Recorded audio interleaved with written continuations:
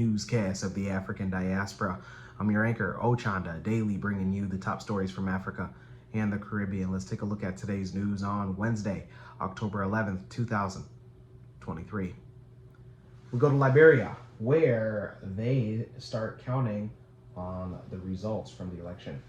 Liberia's National Elections Commission has began finalizing the results of Tuesday's presidential and legislative polls. Boxes carrying ballot papers have been brought to the data center where officials will tally the results electronically. The election was the first to be held since the United Nations ended its peacekeeping mission in Liberia back in 2018. Football legend and current president George Weah is hoping to win a second term in office, but will have to secure more than 50% of the vote to avoid a runoff.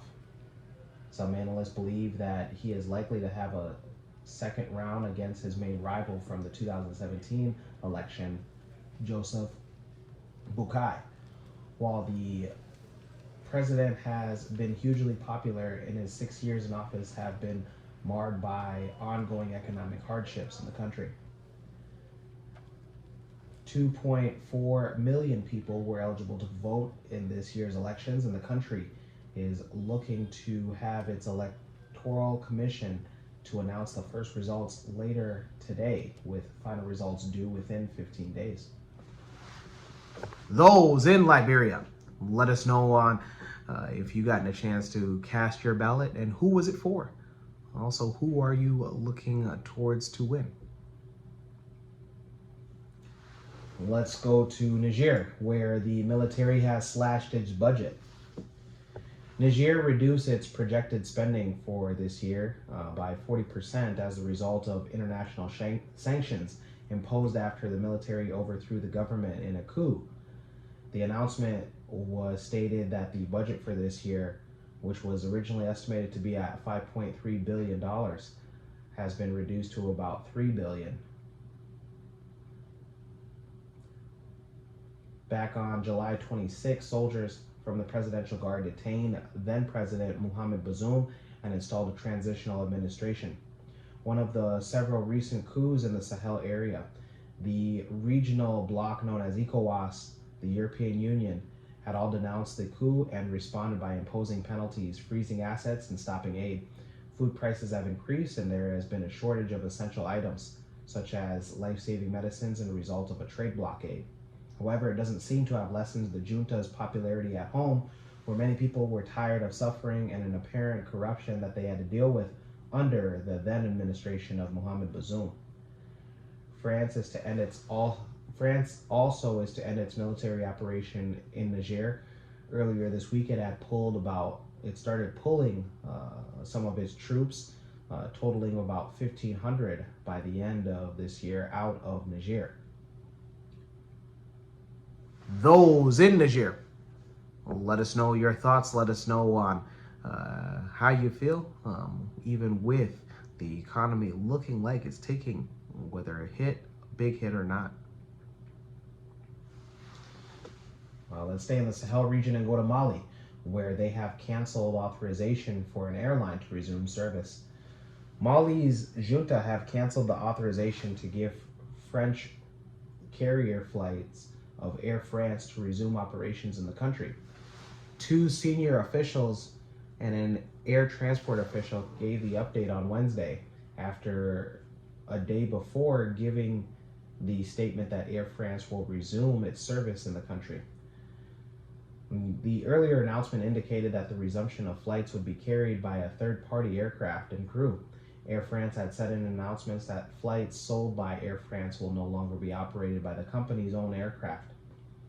It added that the crew will also be made up of employees of this company, in addition to scheduled flights. The initial suspension was just for several days, but after the airline extended the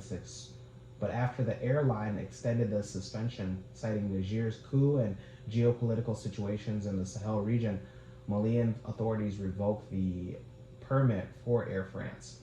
Relationships between Mali and France have soured since the junta seized control in the West African country back in 2020.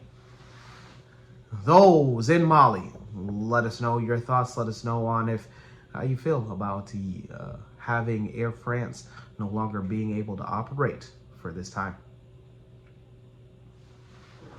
Let's go to the Caribbean and end it there. We go to Cuba, where an African country has ended their arrangement. Kenya's government announced Wednesday that it would not be renewing a 6-year deal that saw doctors from Cuba employed in Kenya, while those from Kenya traveled to Cuba for training. The program was unpopular with Kenya's main doctors union, partly because the Cuban doctors received more than double the average salary of their Kenyan counterparts. Critics argued that money would be better spent on Kenya's medical infrastructure and on its own doctors.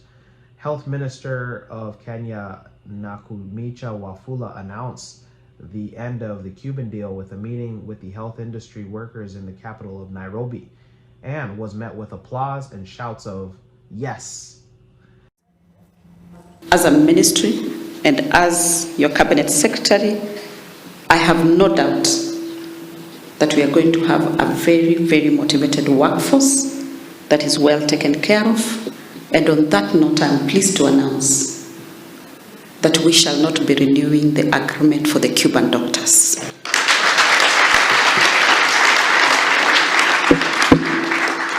Because I want to believe that our very own are going to be committed to the cause. Lula said that the ministry would ensure that the country's health workers are well taken care of. Under the deal back in 2017, 50 Kenyans were sent to Cuba to undergo specialized training, while 100 Cubans were sent to Kenya to county-level hospitals to help improve services. The move was heavily criticized at the time by legislators and the Kenya Medical Practitioner, Pharmacists, and Dentists Union, which said that it was a waste of resources when the country was struggling with thousands of unemployed doctors and specialists. The union said that the money used to pay the Cuban doctors high salaries could have been used to hire Kenyan doctors or buy medical equipment for local hospitals, which often lacked basic health facilities and medicines. Kenya's Salaries and Remuneration Commission said that each Cuban doctor was paid a monthly salary of about $5,300, while local doctors in the same category received about $1,600.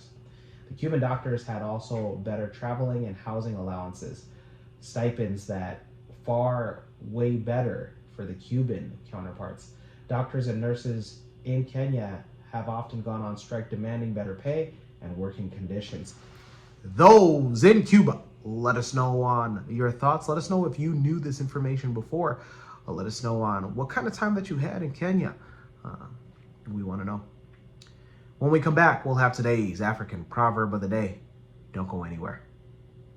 What's going on? MC Cadero, the #1 MC in the game. And I'm here at a wedding that I was booked for. You can also book me for not only your weddings, birthday parties, baby showers, graduation parties, all the above and everything in between. Visit www.mccadero.com. Looking forward to seeing you.